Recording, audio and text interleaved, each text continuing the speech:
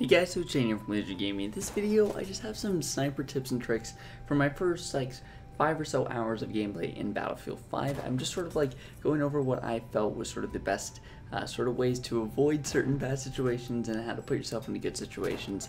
Before you're in this video, just like I say, if you are new here, don't forget to subscribe down below for much more content on everything in the Battlefield universe. But yeah, we're just going to hop right into this. So one of the main things in this game is that you want to keep your distance as a sniper. Unlike previous games like Battlefield 4, Battlefield Hardline, even Battlefield 3, you don't really get one-shot kills with sniper rifles. The only way you're going to get that one-shot kill is if you actually hit the headshot, and that is somewhat rare up close, especially since the aim down sight speed of the main sniper rifle that you unlock right now is pretty slow. Now the Kar 98 may have faster aim down sights, and it may make it easier to quickly sort of snap onto people up close, but right now, basically by the time you aim down sights, if you're in a one-on-one gunfight up close, you're dead. Now if you are behind people or if you're on a bit of an off angle, quick scoping does work.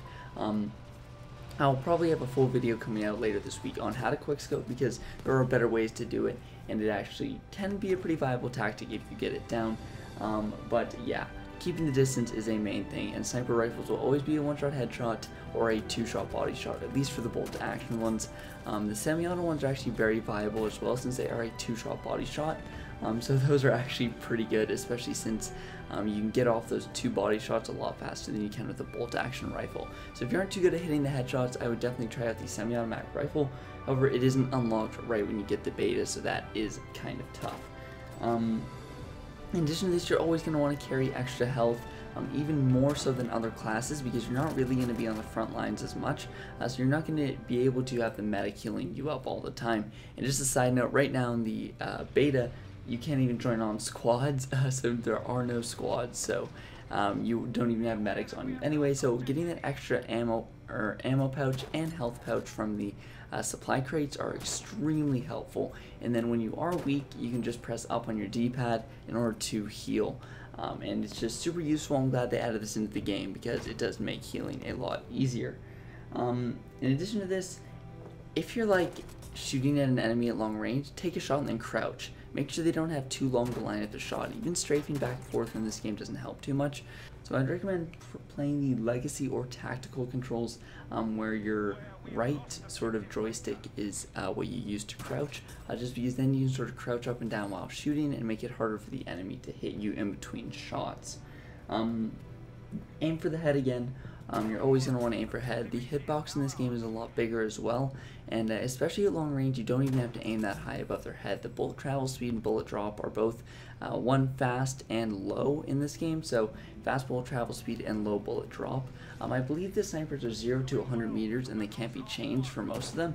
However, I noticed up close it's not too big of a deal, and only at long range you really need to aim that far above people's heads, and you don't even have to lead your shots that much. You've probably seen that clip in the intro where I hit those two long range snipes on running guys, where I didn't even have to lead them by that much and I was still able to get the headshot. Another tip is don't re-peek other snipers. Since the sort of snipers are pretty overpowered in this game and good at long range, if a sniper hits you once, you likely want to reposition before re-peeking him. In addition to this, they don't really show up on the minimap or have scope glint either, so it's hard to tell who shot you or exactly where from. Unless you know exactly who shot you, I wouldn't re-peek in the exact same spot. You reposition, maybe heal up a bit above 45 health, because that's what it usually takes you down to. I'd wait until you're above 55 so that he can't one-shot body shot you, and then I'd re-peek. Unless you're feeling super confident and you know that he's a trash kid, I would re-peek right away. Also, using your pistol in this game is very useful as well. The pistol fires super fast for a semi-automatic pistol and can pretty much melt people if you have a bullet into them. So if up close you get a guy down to 60 health, it's going to be 2 or 3 shots to kill him, but that goes by super fast on this pistol, and it actually is very helpful, so I definitely recommend using that. And then lastly, the FOV. Especially on console, I'd recommend having your field of view at 100. Having it at 70 is really hard to see targets at long range, and once you aim down sights with a sniper rifle, you don't really notice it as much anyway. So I definitely recommend having a higher FOV just to see as many targets as you can, and so guys don't sneak up on you from the side and stuff like that and shoot you.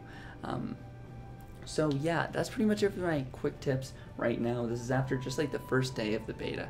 So I would take a lot of this with a grain of salt. I'm definitely gonna have update videos on what the new snipers are like and stuff like that, and sort of just overviews of sniping in Battlefield 5 in general, and just regular content on the game as well. If you guys are new here, don't forget to subscribe down below. But again, boys, that's it for this video, guys. Thanks for watching, and I'll see you guys next time.